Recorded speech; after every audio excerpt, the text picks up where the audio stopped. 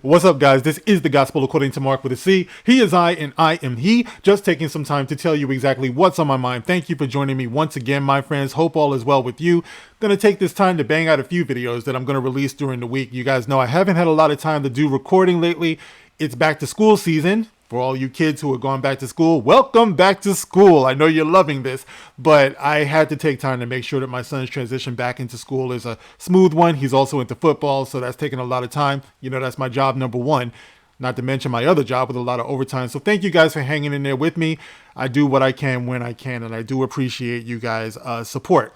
But let's get into the topic of the video, guys. You know, for the better part of the last 6 or 7 years, if you've been following me, one constant point that I like to make consistently is that when it comes to racial things, especially black concerns, I've always said that black people will never know freedom in their minds and in their hearts, definitely in the world, until they first relate to the world from a human standpoint, before a black standpoint. Now, I already see the temperatures rising. I'm not saying be ashamed of who you are. I'm not ashamed of who I am. I'm proud of everything that I am. But what I'm saying is that I have to come across as human first in order to even love myself, let alone be loved by others. But that's always been my point, guys. So I want to talk about this story here because there's another point and another angle that I want to get to. There's a couple of different ways of looking at this. You've seen the thumbnail. You read what this is about. I'm going to get into it. Then I'm going to give my take. So stand by. All right. Now, I saw this on Billboard.com. And the topic is AI-generated song that mimics Drake and The Weeknd submitted for Grammy consideration. Guys, I know a lot of you have been watching the progression of AI technology, especially from the hip hop standpoint. I saw a video a couple of weeks ago. I heard a song that was DMX and Tupac. Now, you know, both of these dudes are dead, but it's a new song with Tupac and DMX, and it's AI generated. Sounds just like them. Tupac more so. DMX, not quite. But they're getting there, guys, and you see where this is going. And you see people are cheering this. They're encouraging it. This is what they want. And now you have the news that this new song that has incorporated the likenesses of Drake and The Weeknd is up for Grammy consideration. And let's read what it says here on Billboard.com. It says, after the anonymous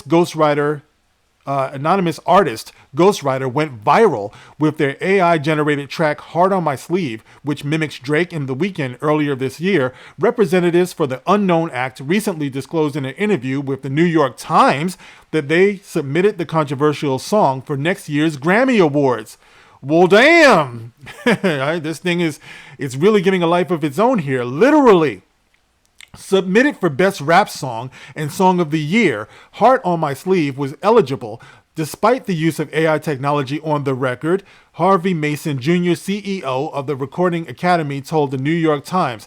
As far as the creative side, it's absolutely eligible because it was written by a human. Never mind the fact that it takes the likenesses of established artists. The fact that it was written by a human being means that it's eligible to get a Grammy.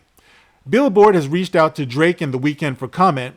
Now, last April, Heart on My Sleeve was pulled from streaming services after generating more than 600,000 plays on Spotify and 275,000 views on YouTube.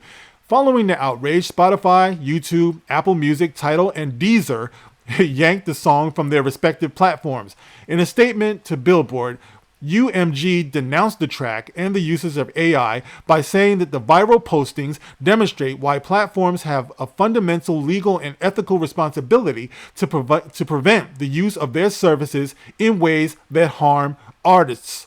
Now, Mason told the paper that he sent Ghostwriter a direct message on social media after the song's explosion and organized a virtual roundtable discussion with the Recording Academy to understand further the powers of AI. Ghostwriter attended the meeting with a distorted voice, further hiding their identity. Now, Mason said, I knew right away, as soon as I heard that record, that it was going to be something that we had to grapple with from an Academy standpoint, but also from a music community and an industry standpoint. When you start seeing AI involved in something so creative and so cool, relevant, and of the moment, it immediately starts you thinking, okay, where's this going? How is this going to affect creativity? What's the business implication for monetization? And of course, that's the bottom line. Who gets paid and who doesn't get paid when you use the voices and the likenesses and the sensibilities of these relevant artists? And it's interesting to me, guys, because especially when it comes to hip hop, because you guys know who have been following hip hop for a long time. Hip hop just had a 50th anniversary.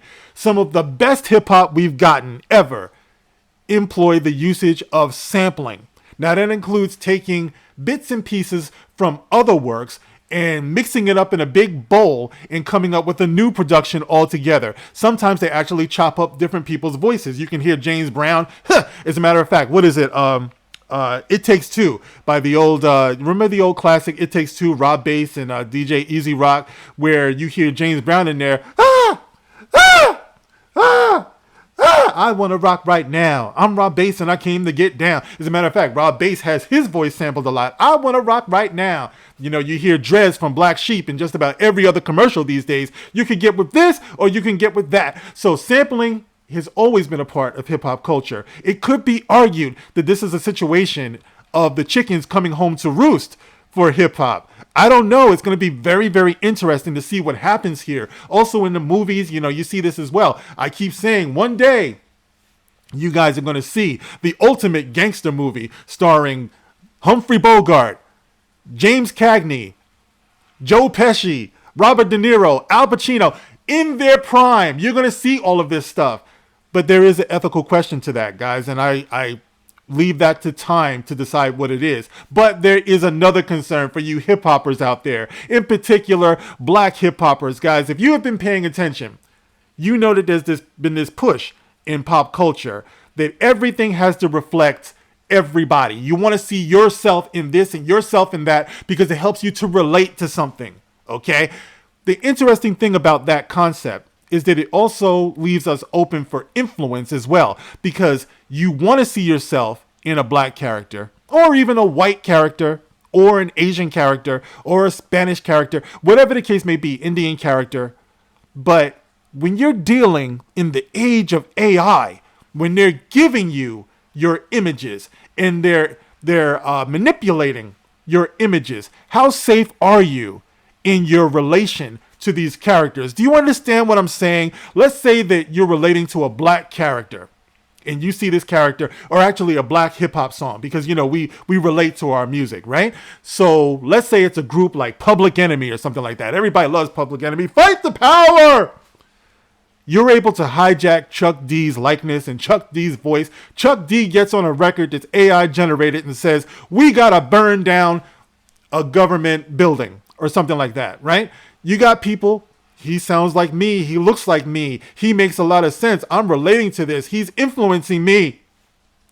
This is what you got going on. And don't say that it can't happen, because it happens every day. Every day you see somebody on TV that you relate to, a character that you relate to, an artist that you relate to. Oh, it makes me cry. I was just listening to Whitney Houston the other day. There was a time in my life when I knew that I wanted to marry Whitney Houston. Yes, I did. And then she went and married freaking Bobby Brown. It just broke my heart. But anyway, Whitney Houston can move me to tears with her songs. That's how much songs can get to people, right? And if you have this tool now where you can take trusted artists who relate to people and who have influence, you can misuse that too. That's part of the danger too, that I want people to be aware of. You know, that you can have these artists and these AI generated images that can sway your opinions on world issues one way or another. If you have a president that's AI generated, I saw AI generated Joe Biden. The only reason why I knew it was AI generated is because he actually spoke coherently. Sleepy Joe never talks that clearly. You know what I mean? I'm like, there's got to be something wrong there. But you see what I'm saying? When you trust these things, you got to know what you're looking at. You got to know what you're hearing as a human being. That's why I say it's so important to be in touch with your humanity, because right now they are hijacking images. And if all that matters to you is that you can relate to what you see I see somebody who looks like me. Never mind the internal characteristics of that, the humanity of that. All that matters is what you see.